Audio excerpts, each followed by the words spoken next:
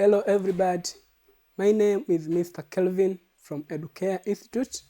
Welcome again in our lecture session, and today we are going to have presentation based on physics form 4. We are proceeding with amazing topic which is geophysics. So we proceed with our topic geophysics, which have been covered with some subtopics including structure and composition of the earth. We look about the structure and composition of the atmosphere, but also we are proceeding with our subtopic which is earthquake and volcanoes. So we will discuss today this subtopic. So let's proceed where we ended about earthquake and volcanoes, and now we already look about volcanoes and we are in part of earthquake. So let's start with seismic waves. We say that seismic waves is the energy released by the earthquake from the epicenter. So the energy released by the earthquake from epicenter, those is what we call seismic waves. Kwa hiyo energy ambazo zinakuwa zinatolewa na tetemeko la ardhi au earthquake kutoka kwenye epicenter, hiyo energy ndio tunaita seismic wave. So as you can see that kuna epicenter. Epicenter ndo center ambao earthquake inaanzia, lakini kuna epicenter, the center above epicenter. Kuna primary waves, lakini kuna surface waves, as you can see surface waves, but there is secondary waves, as you can see the secondary waves. So there is surface waves, but there is primary waves, as you can see the primary waves, but there is secondary waves near epicenter. That is how you can draw and represent the structure which shows the seismic waves. Let's see types of seismic waves. Tuangalie aina za seismic waves. We say there are 3 seismic waves. Kuna aina 3 za seismic waves. Aina ya kwanza we say there is primary or P waves, lakini pia kuna secondary or S waves, lakini pia kuna surface waves.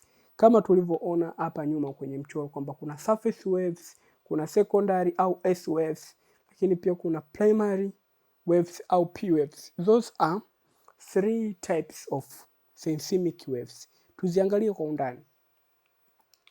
Let's start with primary waves au P waves. Tukizungumzia primary waves au P waves, tunasema its motion is same as that of the sound waves, in that kwamba its motion, kwamba ule mwendo wa hizi primary waves wa mawimbi ya awali, primary waves ziko sawa na motion ya mawimbi ya sauti, sound waves, in that as it spread out it alternate paths, compresses and pull dilated the rocks. That is how we say it is the same with the sound waves.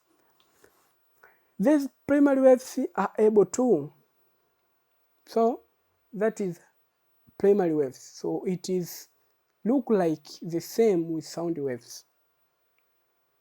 As you can see in the diagram, there is compression of the waves. Kwamba unakuta kuna wave nyingi zimekutana sehemu moja kama inavyoonekana hapa, there is compression. But also dispersion. As you can see kwamba different kutoka hapa mpaka hapa, kuna dispersion ya hizi waves. Kama tulivyosoma hapa nyuma kwamba kuna compression na dilates. Dilates kama kupull. As you can see dilates here. So this is primary waves, and this is induced motion of the waves. That is how primary waves look like. So now let's see the properties of the primary waves. We say that it compresses waves, kwamba it compress, as kama tulivyoona kwenye mchoro, there is compression of the waves. So it's the first characteristic, we say it compresses waves. We say also it is longitudinal waves. when we talk about longitudinal waves, we say primary waves is example of longitudinal waves. But also we say it first detected or arrived seismic station. This is a wave which is primarily detected at the seismic station. When we say seismic station, is a station where there is detection of the occurring of the earthquake. Kwa hiyo hizi primary waves ndo waves za kwanza kubi detected katika vituo hivyo vya kudetect tetemeko la ardhi. It travel at 1.5 to 8 km per second in the Earth's crust. Inasafiri au ina mwendo kuanzia kilomita per second 1.5 mpaka 8 along the Earth's crust. But it shakes the ground in the direction they are propagating. If we propagate the primary waves, it shakes the ground in the direction of the propagation. Kama unavyoangalia, direction of propagation is this one. It shows the direction of propagation. So this is how those waves is propagated. So if you propagate them in the right, the ground will shake along the right. But also we say it travels through the Earth's core. Kwamba hizi primary waves zinasafiri through the Earth's core. Tuliangalia kwamba kuna structure of the earth, kuna core, kuna mantle na crust. So primary waves zinasafiri along the Earth's core. It's faster than secondary waves. The speed of the primary waves is more faster as compared to primary waves.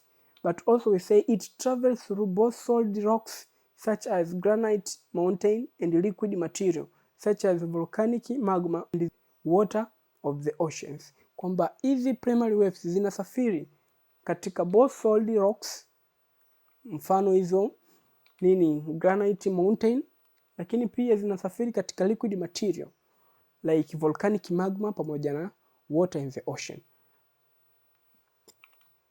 So now let's look the secondary waves. We already look about the primary waves. Now let's look the secondary waves. We say that when secondary waves propagated, it shears the rocks sideways at right angle to the direction of the travel. If a liquid is sheared sideways or twisted, it will not spring back. Hence, secondary waves cannot propagate in the liquid part of the earth, such as ocean and lakes. Tunasema kwamba hizi secondary waves, when they are being propagated, zina shear the rocks sideways at the right angle, but not in such they are sheared those rocks sideways in the direction of the travel. If they are travel in the right, so those rocks are side away to the right. But we say, due to that reason, we say that a secondary wave cannot travel or propagate it in the liquid of the earth. Example, in the lakes and in the oceans, the secondary waves cannot be propagated here. As you can see, there is shear in the sideway at the right angle.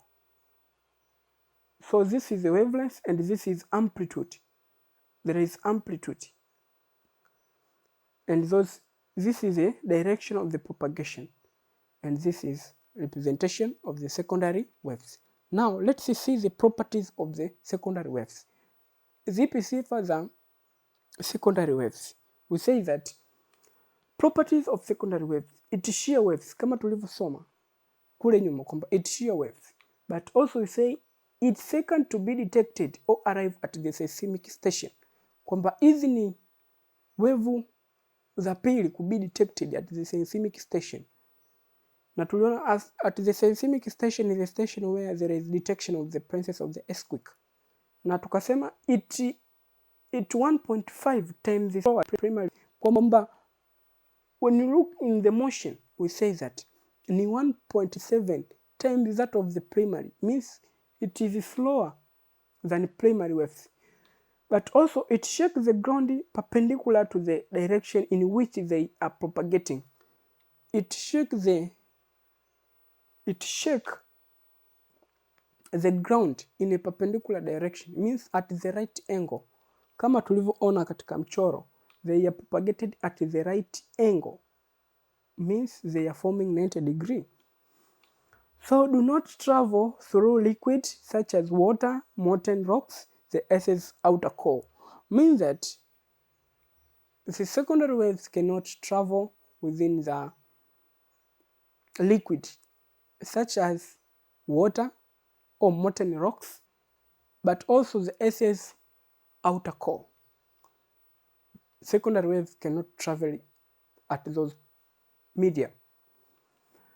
So now let's look about surface wave, because we already look about primary, secondary. Now let's look the surface waves. We say that surface wave is a seismic waves in which propagates in the Earth's surface. They are propagating on the Earth's surface, but there is two types of surface waves. The first one we say lava waves and Lagin waves. There is lava wave and Lagin waves. Now let's look about lava waves. When we say lava waves, moves the ground from the side to side in horizontal plane, but at a right angle to the direction of the propagation. They move the ground from the side to side in an horizontal plane, but that occurring is in a right angle, means at the 90 degree to the direction of the propagation. But also we say the horizontal shaking of lava waves is particularly damaging to the foundation of the structures. That is the lava waves. As we can see on the diagram, they are moving side to side, but due on the direction of the propagation, side to side, and they are forming right angle. As you can see on the diagram, they are forming the right angle. Angle hapo ina nyuzi 90. Those are lava waves. Now let's look about Lagin waves or Lagin surface waves. We say that Lagin is like rolling ocean waves. Lagin waves was both vertical and horizontal in a vertical plane, pointed in the direction in which the waves are traveling. Those are Lagin waves.